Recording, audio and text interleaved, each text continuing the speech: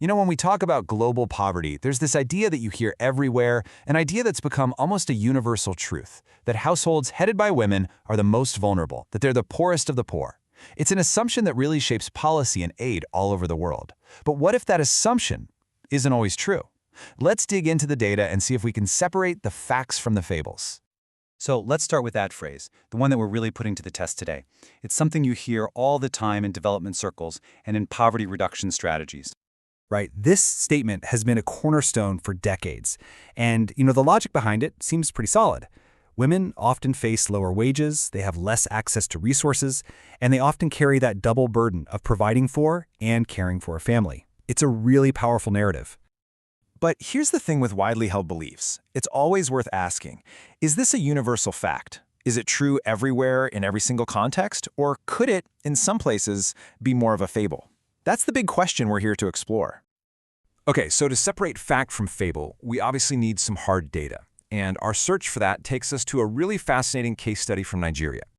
A group of researchers decided to just move beyond the assumption and really investigate the reality on the ground. And their work, which was published in the Journal of Socio-Economics, gives us an incredible look at what's actually happening. So what kicked off their research was a claim made in a major national report.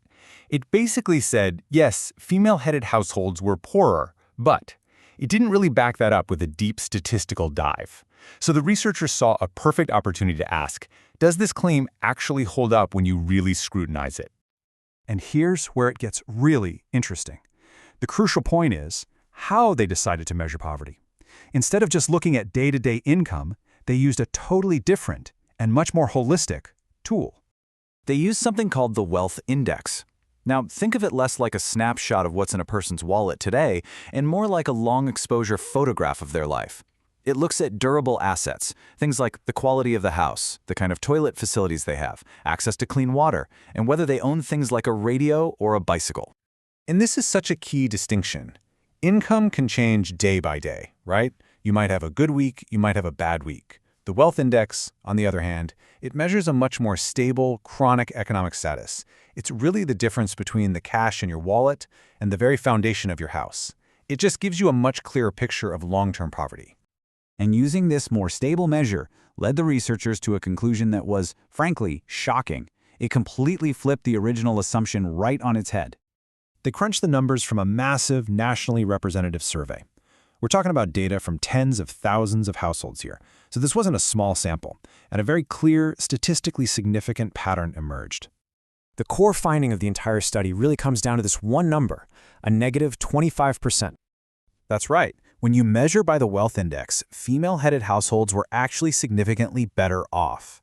They were 25% less likely to be in the poorest groups compared to households headed by men. The whole poorest of the poor narrative, it just didn't fit the data at all. So a result this counterintuitive just begs the question, why? I mean, what's actually going on in these households that leads to an outcome like this? Well, the data reveals some really key differences. On average, male-headed households in Nigeria are larger. They have more young children, which creates a higher dependency ratio. They're also way more likely to be in rural areas. Female-headed households, on the other hand, tend to be smaller, have fewer young kids to support, and are more likely to be in urban areas where, economic opportunities might be greater. So when you list out the classic drivers of poverty, you find they align much more closely with the typical profile of a male-headed household, at least in this specific context. More mouths to feed with fewer resources to go around, and living in rural areas with less infrastructure. All of these are factors that are going to increase your poverty risk. Now, this finding has huge implications for real-world policy. If your goal is to reduce poverty, you have to make sure you're aiming at the right target. And here is the other crucial piece of the puzzle. The vast majority of all households in Nigeria, we're talking over 80%, are headed by men. So even if female-headed households were a little bit poorer, which the study shows they aren't, the sheer number of poor people would still be overwhelmingly concentrated in male-headed households. The policy takeaway here is crystal clear. Of course, you don't want to neglect the needs of vulnerable women anywhere.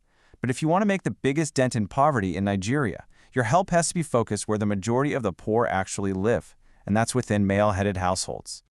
The authors themselves wrap it up perfectly.